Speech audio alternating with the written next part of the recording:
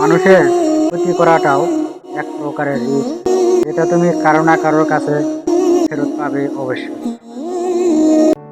পুরুষ মানুষের জীবন হলো জমির মতো, যতদিন ফসল দেবে ততদিন তার দাম আছে, আর যখন ফসল দেবে না তখন তার কোনো দাম নেই। যারা অর্থের কাছে বিক্রি হয়ে সত্যকে মিথ্যা, মিথ্যাকে সত্য বলে প্রমাণিত করে, তারা মানুষ, তবে মনুষ্যত্বহীন।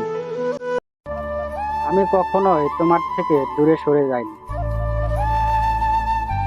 হঠাৎ করে অনেক মানুষ তোমার আপন হয়ে উঠেছিল, আর আমি তাদের ভিড়ে হারিয়ে গেছি।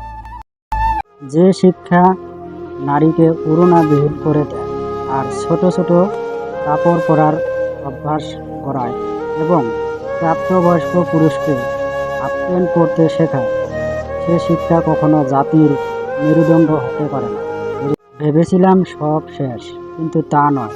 রাসূল সাল্লাল্লাহু আলাইহি ওয়াসাল্লাম বলেছেন, যার দুঃখ বেশি তার উপর আল্লাহর রহমতও বেশি।